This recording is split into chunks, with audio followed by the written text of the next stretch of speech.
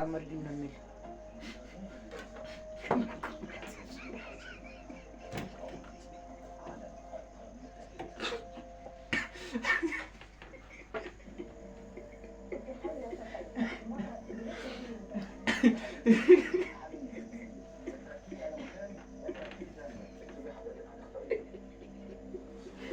قوم انت قفلت.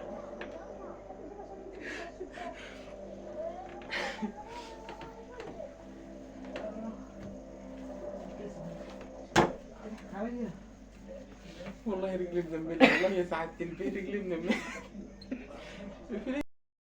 ازيكم عاملين ايه؟ يا رب تكونوا كويسين وفي احسن حال. النهارده حبيت ان احنا ندفي البيت وندفي نفسنا كده مع كوبايه شاي الله وشويه أكبر. قرص كده هو بسمنه بلدي.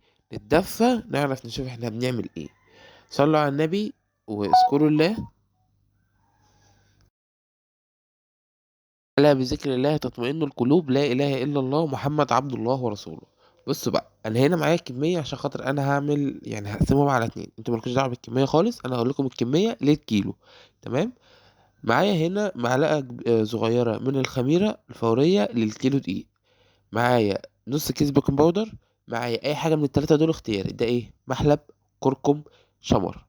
التلاتة أنا بحب أحطهم بس مش دايما بيبقى متوفرين، فمش دايما بحطهم. انتوا متوفر عندكم حاجة واحدة حطوها، متوفر عندكم حاجتين حطوهم، مش عايزين تحطوا خالص ما تحطوش.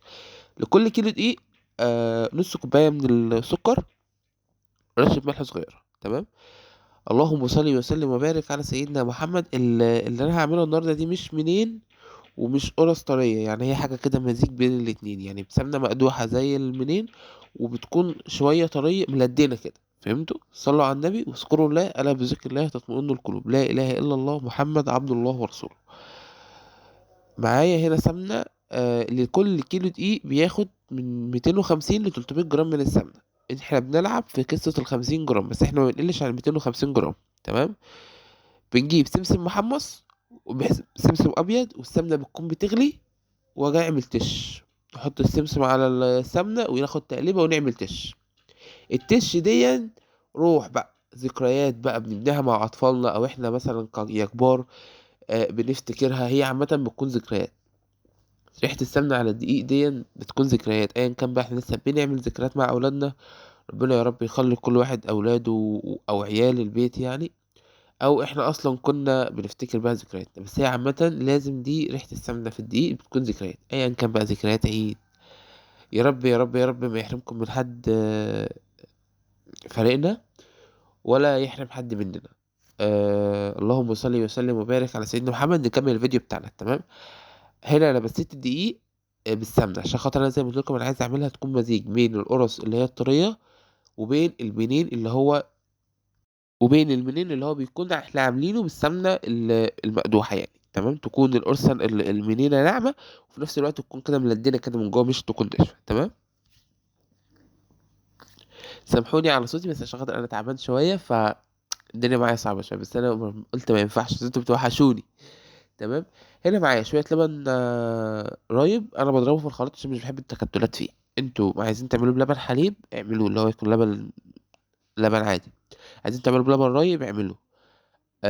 عايزين تعملوه بميه بيكون حلو برضو وخفيف بالميه بصراحه يعني. بس انا دايما بحب استخدم اللبن الرايب، لان بحس ان انا ايه بشم كده ريحه وطعم بيكونوا مختلفين عن اي منين احنا بناكله، وده اللي بيميزنا، نحن نختلف عن الاخرون. تمام. هبتدي ان انا الاول انا مش بعجن، انا اصلا القرص او المنين ما بيحتاجش عجين.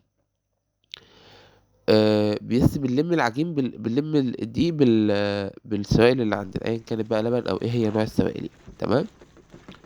اللهم صل وسلم وبارك على حبيبنا وشفيعنا محمد صلى الله عليه وسلم تسليما كثيرا طيبا مباركا فيه. صلى الله وسلم عليك يا حبيبي يا رسول يا شفيعي يا رب العالمين. بسم الله الذي لا يضر مع اسمه شيء في الارض ولا في السماء وهو العلي العظيم.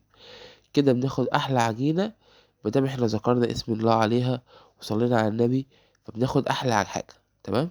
هبتدي بقى ان انا اقطع العجينه بتاعتي. آه زي ما انتم شايفين كده انا باخد قطعه العجينه من الطبقة اللي هي بعد ما خمرت، باخدها وبقطعها، بعملها الأول طويلة، بعد كده ببططها شوية، وبعد كده باجي مقطعها على حسب السمك اللي انا عايزه عرضي يعني، تمام.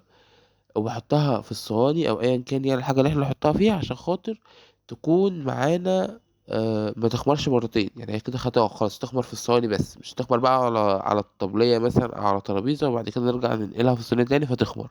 لا، هي تخمر مرة واحدة بس على الصواني. صلوا على النبي. تمام. ملكوش دعوة بكوباية شاي بلبن عشان قلت لكم انا تعبان. احنا هنا كنت قاعد مع امي، كنا بنتكلم بقى وبنحكي. يلا الحمد لله. ربنا يزيد النعم يا رب ويحفظها من الزوال. تمام. زي ما انتوا شايفين كده التقطيع دون بيكون حسبكم، بس احنا لازم بنحط ايدينا كده في نصها زي ما شفتوها، عشان خاطر نملاها من جوه، ما تبقاش مفرغه من جوه. فهمتوا؟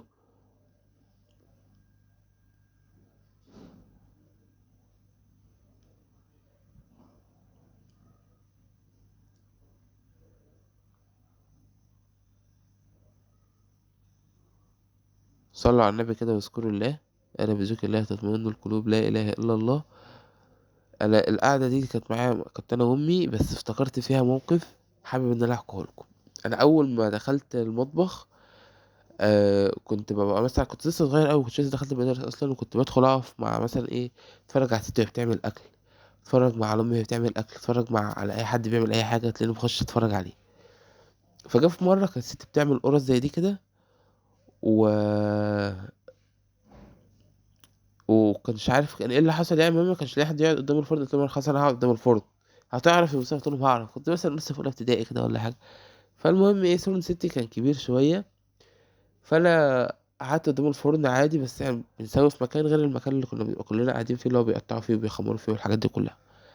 فكنت قاعد، وكل ما واحدة تتحرق واحدتين يتحرقوا، اللي هي الحروف بتاعت الصينية تتحرق، كنت باجي احطها تحت السرير. اجي احطها تحت السرير. فالمهم ايه، ستي كانت ساعتها كانت عاملة بتاع 5 كيلو مثلا ولا حاجة، فمش لاقية 5 كيلو، مش لاقية بركة فيهم اصلا. فيا مصطفى هم دول كلهم؟ قلت لها هم دول كلهم. اللي كانت بتستوي كنت بحطها في الطبق. المهم ايه، يفاجئ رجاء القدر ان هي تحط الحلة اللي كان فيها القرص تحت السرير اللي انا كنت مخبي فيه، اللي هي المحروق، القرص اللي كانت بتبقى محروقة معايا. بس انت شافتها بقى، قعدت تزعل ساعتها. وكان ساعتها كانت ستي كده كل ما بتتنرفز او تتعصب كانت تقول ايه، تطلع منها كده لفظ غريب. يعني ساعتها كنت انا قالت لي والله لا خليك تهج من فوق السطوح. معرفش ايه اللي يخليني اهج من فوق السطوح وانا فرخه، مش عارف. بس الحمد لله يعني ساعتها خلتني بقى، قعدت اكلت فيهم اسبوع. كل لما اروح عندها تقول لي هتاكل قرص المحروقه اللي انت عاملها. اسبوع الحمد لله. يلا الحمد لله، كانت ذكريات حلوه والله. بصوا زي ما انتوا شايفين كده، ال- القرص انا هقطعها كلها زي ما وريتها لكم. تمام. بصوا هنا احنا بنعمل حاجه اسمها كحك بلدي. هي نفس العجينه كل حاجه، بس بنعملها طويله قوي زي ما انتوا شايفين كده، وبعد كده بنخرمها. دي ذكريات برضو. كنا من زمان لما بنروح على حد متوفي كنا بناخد معانا من دي. كان دي لازم نطلع بيه، يعني نطلع بيها على الميتين بدي، اللي هي القرص الملفوفة دي، اللي هو الكحك الملفوف ده اسمه كحك عجل. صلوا على النبي كده واذكروا الله. اشربوا شاي.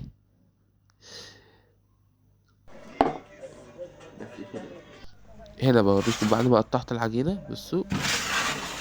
وهنا بقى انا عملت ايه، انا شغلت الفرن واطي من تحت زي الشمعة، ومن فوق شوية كده زي ما انتم شايفين كده من فوق، ومن تحت بيكون نفسه نار الشمعة. شايفين نار الشمعة؟